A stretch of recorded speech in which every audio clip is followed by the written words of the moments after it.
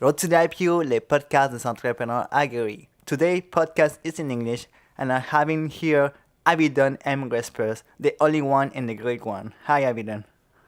I appreciate you. Thank Hey, you for having me. I'm thank you. truly grateful for this opportunity. Yeah, thank you to you. So, for those who don't know you, can you tell us more about yourself? All right. I'll just start by saying that my story is very long.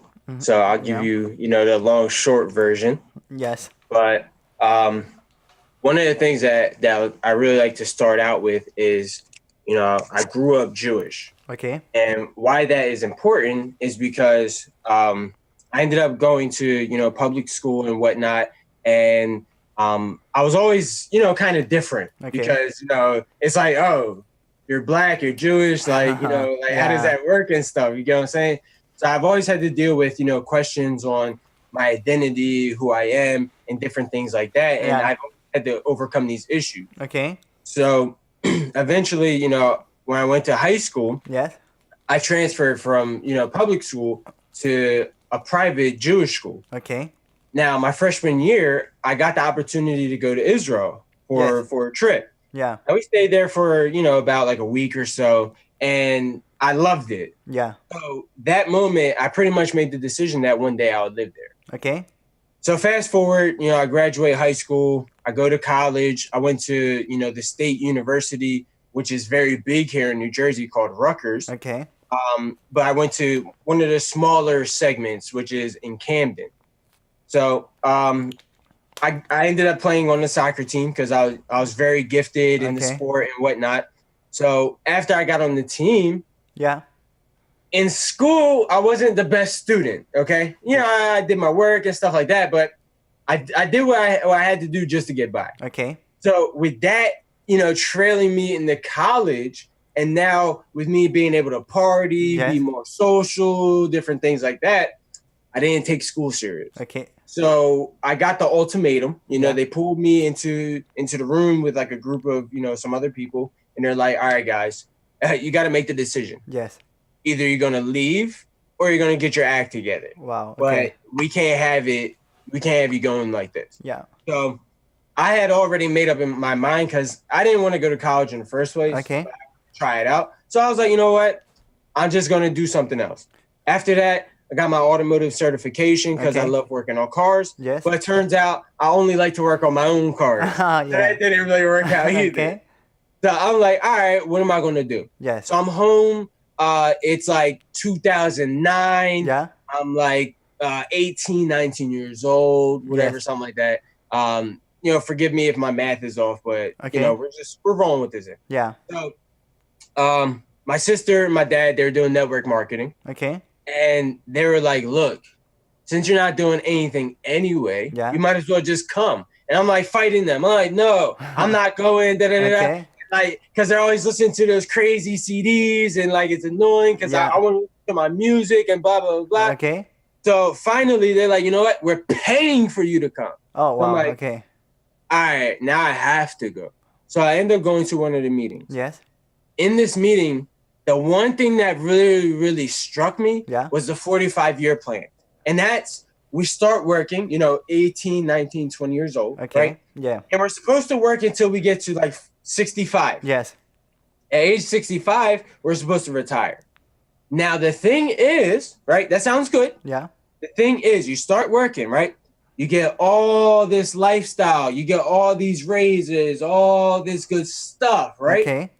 You get to the age 32, between 35, around that age, right? Yeah.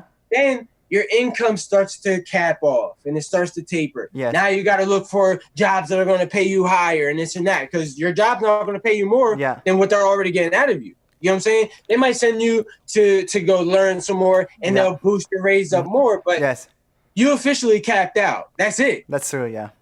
So once you retire, Okay. you retire on like your pension or whatever, which will be like a half or a third of what you're making. Yes. So now with all this stuff that you got, how are you supposed to afford it after you don't have that income anymore? Okay. So I'm like, dang, he got me. He got He me. got you, bro. Yeah. how am I supposed to pay for my lifestyle when it's up here if I'm now down here? Yeah. And now I'm old. Okay. So it's even worse.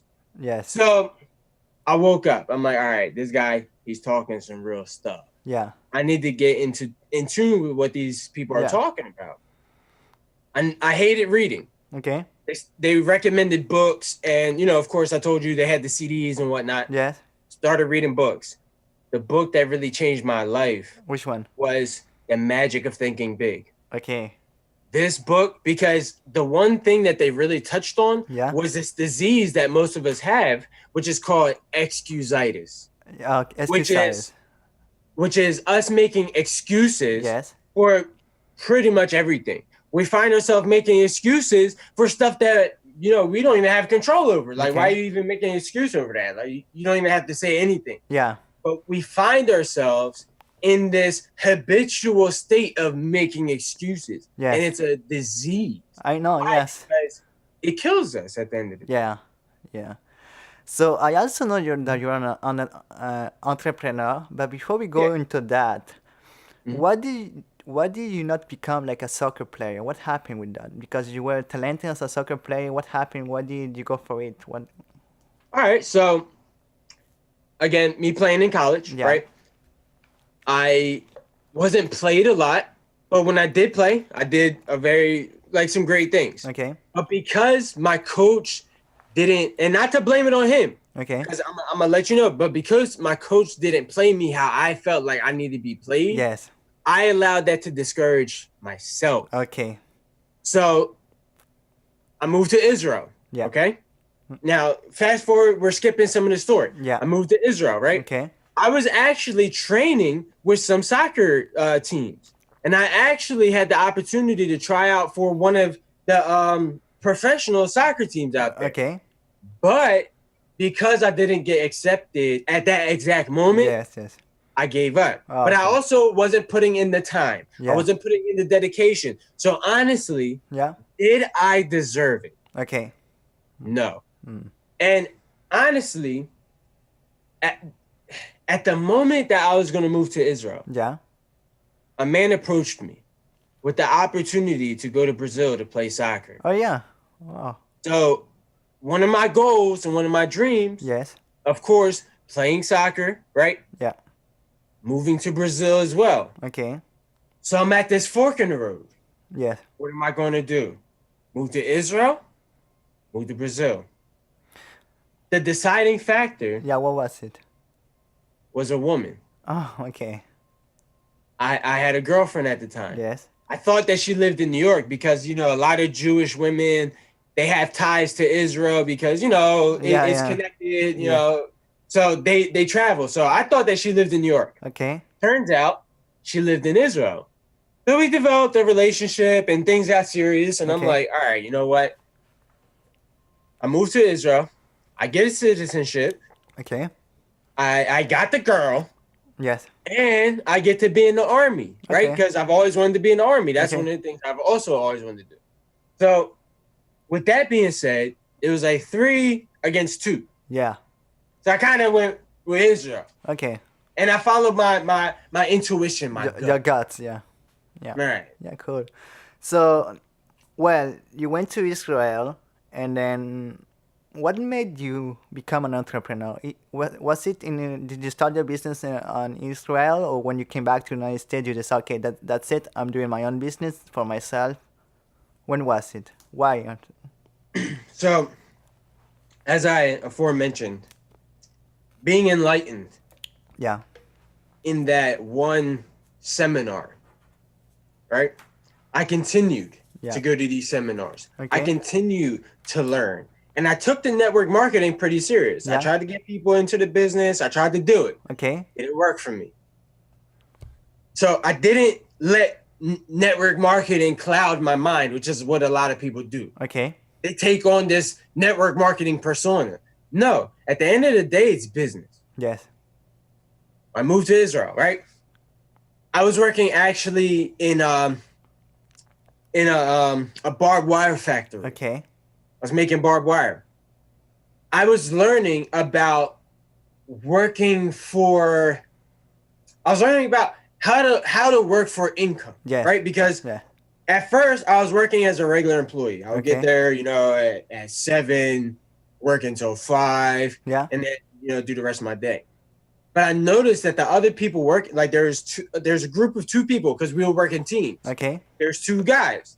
They'll come early. They'll leave early. Okay. They'll come early. They'll leave early. They'll come early. They'll leave early. I'm like, I need to talk to them. Yeah. Yeah. What are you guys doing? Okay. What happens is when we come early and we develop our system, Yeah. we work faster, right? Okay. We hit what is called premium, right? You have a target, which is 45 rolls of barbed wire. Yeah. After you hit 45, anything after that is bonus. Okay. And you get paid 50% or something like that. Something ridiculous. Okay. Right? So they were driven to get that, right? Yeah. So by the time that I, got into my flow of work, they were leaving. Yeah. Yeah. So I'm like, okay, I'm going to follow what they're doing. I talked to the guy that I'm working with, and I'm like, we need to do what they're doing. So we got there at 6 a.m, worked hard. By 8:30, Yeah. we already hit our numbers. By 12 o'clock, Okay. we were already doubled or tripled what we needed, and we left early and we went to the beach and drank beers, Yeah. and chilled, right? And we enjoyed a crazy income. Okay. Oh, that's great. I knew that I was going to go into the Israeli army. Okay. I needed a plan. I ended up marrying the girl, right? Yeah. Her cousin, right? We got divorced and all that stuff. So Okay. my ex-wife, right? Yeah. Her cousin was in business. Yeah. She connected me with him, so I would, kind of talk with him and listen because I was already in tune with business. Yes. I would try to come up with ideas and talk to him. Okay. We had some plans. I had some other friends that were connected with her as well that wanted to do business and stuff like that. So the plans were there. Yeah. We didn't have the capital. Okay. Her cousin had the capital, but he didn't believe because I didn't have the business experience. Okay. After I got out of the Israeli army, fast forward, I'm still reading books. Yeah. And while I'm in the Israeli army, I'm helping the prisoners in there because I was a prison guard. Yes. I was actually given the duty of being in solitary confinement. Okay. Helping rehabilitate people. Okay. Right? Wow. Yeah. So crazy stuff. Okay. I noticed that my coaching was helping people. Okay. It was actually working. So I had to take it even more serious. Okay. But I didn't understand what I was doing at the time. After I got out of the army, right? I got the opportunity to work on the Israeli stock market. Okay. The Israeli stock exchange. Yes. I can't name the company because of legal stuff. Yeah. But one day I will because I have enough money and whatever. Okay. So, but they did binary options. Okay. So I learned and dealing with the foreign exchange market. Yes. So I learned not only the foreign exchange market, but I also learned account managing and binary options trading. Good. And how stocks and money and currency and all these things are working and how to get people to invest into their options. Okay. After that, I followed my intuition again, came back to the United States. Yes. The Jewish high school that I went to, my friends opened up a custom apparel store in Ohio. I went to work with them because my friend made me the store manager. Okay. So now I started to learn about how to pay people. I learned about payroll. I learned about hiring and firing people. I learned about sales. Okay. I learned about opening and closing a store. I learned how to talk to the managers of the real estate. I learned how to talk to the other managers. I learned how to get people into my store and have, brand recognition. I was learning a lot. I learned marketing. I started learning how to do social media, but I didn't know what I was doing, right? I'm doing all these things, but I don't know what I'm doing, right? Nobody told me, bro, like, you're really running a company. What you need to do is put a system and a formula to what you're doing. Because if you put a system and a formula to this, you'll really help out their organization even better, automated. Yeah. See, right now, I got to be there all the time. Okay. But if I developed a system and a formula, I could have taught somebody how to do what I was doing, and I could have been doing something else. It's true. Yes. Different. Yes. See, I wasn't looking at the numbers. Okay. I wasn't looking at their system. I wasn't looking at their formula. Okay. I wasn't looking at the product versus expense versus cost versus profit versus all these things. Okay. I wasn't looking at the point of sale system. Okay. I wasn't truly looking at what I was doing. Yeah. And I truly stress yes. to whoever's listening to this, yes, to look at their company. Okay. More than just a place that they're going to work. Yes. Study them. Yes. Research them. Figure out how they're operating. Yeah, you need a so system. That you can, yes. So that you can put that to your company. Okay? I was learning these things. Okay. Things went kind of sour for, that relationship. Yeah. I followed my intuition. Okay. I left. I came back home. One of the kids that I went to public school with had a business doing printing. Okay.